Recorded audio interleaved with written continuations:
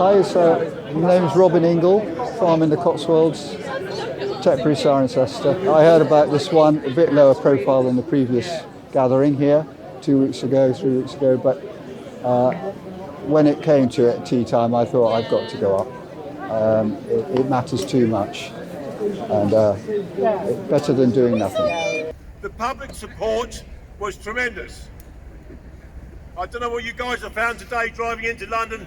Were people tooting? Were they flashing their lights? Were they putting their thumbs up? Of course they were. This country needs us farmers. We could have a bill for close to 500,000, and we're not big.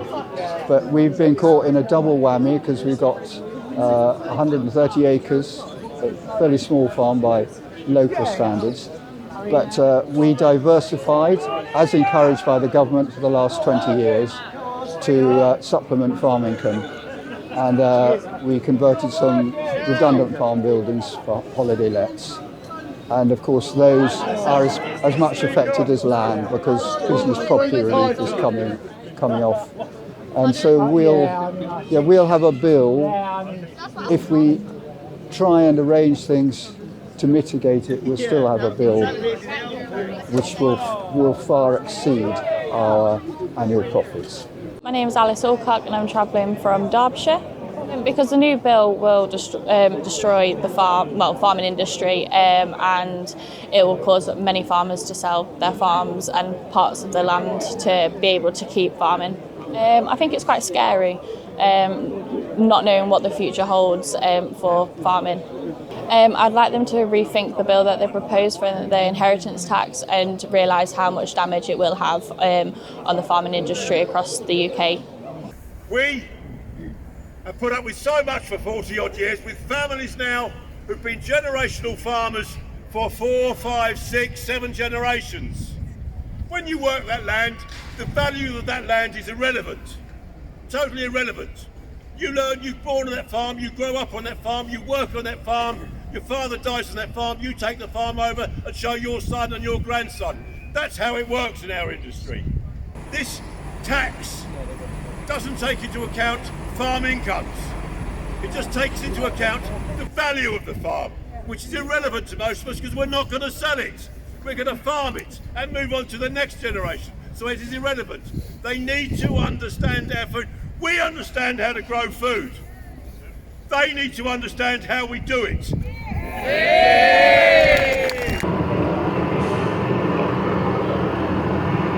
Keir Starmer came to the NFU conference. It's well reported. He said he would support farmers. He's doing the opposite. And those grants are virtually impossible to get. And the ring, it's only big corporations can get those grants, not the small tenant farmer. I've either got to die before March 2026 with my cousin and my uncle, or we have to live for the next 7 years and hope we have a new government. The government has woken a sleeping lion. Think again before it's too late. Listen to us farmers. We're telling you the truth. The governments are lying to you. We all need farmers because we all need food. This countryside that we look after, that we are guardians of, is what we all identify through. And this government wants to destroy the countryside like they say Thatcher destroyed the coal mines.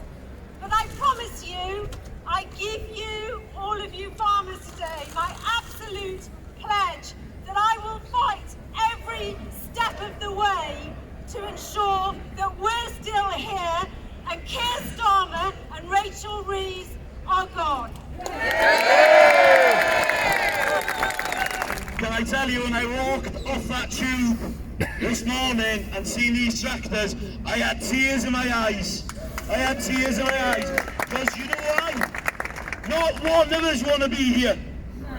Not one of us deserve to be here. We should be home with our families, watching after our farms, bringing up the livestock, milking our cows, collecting the eggs, getting the veg, fruit to feed the nation. It's a disgrace, an absolute disgrace. This man stood in the NFU conference and said he was going to protect family farms. That's what he said. That's what he said, and I'll tell you, we in Wales have had 25 years of labour as a farmer. We're on our knees. That's why we're out protesting. That's why we're out in them docks. And when people ask you that question, you tell them, we fed this country affordably, seasonally and healthily since day dot. These buildings and these people wouldn't be here without us. My children's future has been given away in absolutely lousy trade deals. We strive as farmers in this country to provide the safest, highest animal welfare, and that comes with a cost. We can't compete with dangerous, substandard foreign imports. So how can we say to the next generation, before you even start work, you'll be paying 10 years of tax burden? We don't make any money as it is without having to face that utter annihilation of that tax burden. My message to government is, I'm happy to pay tax, to contribute to society like everybody else, but I can't do that now with both arms tied behind my back. You have a choice, Mr. Starmer. Destroy your own country's food security for what? So you can give 20% of our farms away to foreign farmers? It just doesn't make any sense.